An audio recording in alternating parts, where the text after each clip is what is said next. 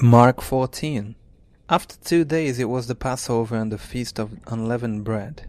And the chief priests and the scribes sought how they might take him by trickery and put him to death. But they said, Not during the feast, lest there be an uproar of the people. And being in Bethany at the house of Simon the leper, as he sat at the table, a woman came having an alabaster flask of very costly oil of spikenard. And she broke the flask and poured it on his head.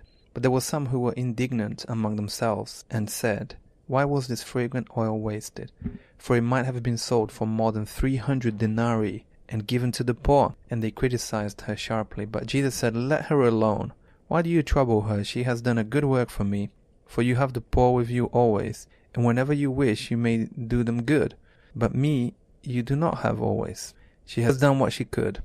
She has come beforehand to anoint my body for burial. Assuredly I say to you, wherever this gospel is preached in the whole world, what this woman has done will also be told as a memorial to her. Then Judas Iscariot, one of the 12, went to the chief priests to betray him to them. And when they heard it, they were glad and promised to give him money. So he sought how he might conveniently betray him.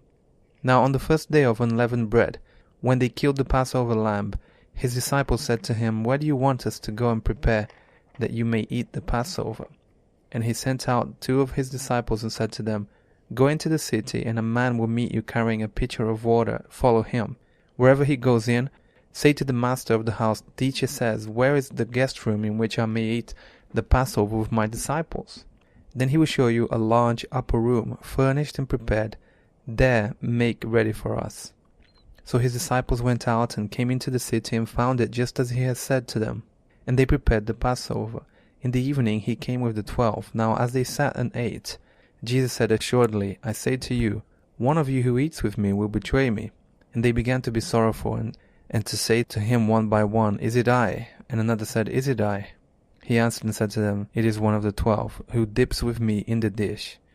The Son of Man indeed goes just as it is written of him. But woe to that man by whom the Son of Man is betrayed. It would have been good for that man if he had never been born. And as they were eating, Jesus took bread, blessed and broke it, and gave it to them and said, Take, eat, this is my body. Then he took the cup, and when he had given thanks, he gave it to them, and they all drank from it. And he said to them, This is my blood of the new covenant, which is shed for many. Assuredly I say to you, I will no longer drink of the fruit of the vine, until that day when I drink it new in the kingdom of God. And when they had sung a hymn, they went out to the Mount of Olives. Then Jesus said to them, All of you will be made to stumble because of me this night, for it is written, I will strike the shepherd, and the sheep will be scattered. But after I have been raised, I will go before you to Galilee. Peter said to him, Even if all are made to stumble, yet I will not be. Jesus said to him, Assuredly I say to you that today, even this night, before the rooster crows twice, you will deny me 3 times. But he spoke more vehemently, If I have to die with you, I will not deny you. And they all said likewise.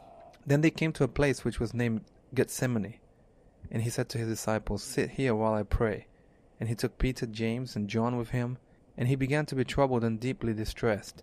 Then he said to them, My soul is exceedingly sorrowful, even to death. Stay here and watch.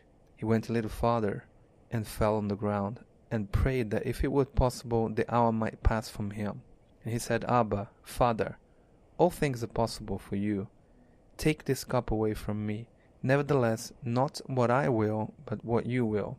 Then he came and found them sleeping, and said to Peter, Simon, are you sleeping? Could you not watch 1 hour? Watch and pray, lest you enter into temptation.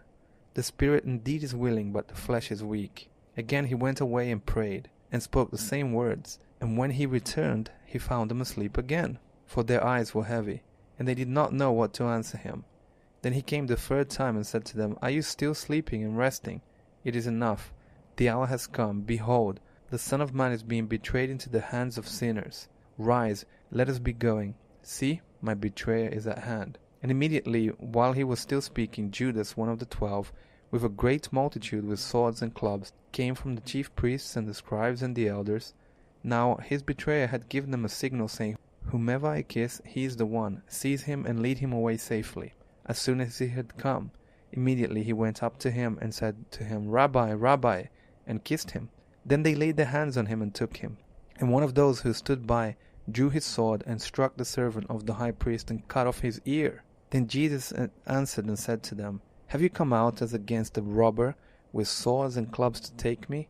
I was daily with you in the temple teaching, and you did not seize me, but the scriptures must be fulfilled. Then they all forsook him and fled. Now a certain young man followed him, having a linen cloth thrown around his naked body. And the young men laid hold of him, and he left the linen cloth and fled from them naked. And they led Jesus away to the high priest, and with him were assembled all the chief priests, the elders, and the scribes. But Peter followed him at a distance, right into the courtyard of the high priest. And he sat with the servants and warmed himself at the fire. Now the chief priests and all the council sought testimony against Jesus to put him to death, but found none. For many bore false witness against him, but their testimonies did not agree. Then some rose up and bore false witness against him, saying, We heard him say, I will destroy this temple made with hands, and within 3 days I will build another made without hands. But not even then did their testimony agree. And the high priest stood up in the midst and asked Jesus, saying, Do you answer nothing? What is it these men testify against you? But he kept silent and answered nothing. Again the high priest asked him, saying to him, Are you the Christ, the Son of the Blessed?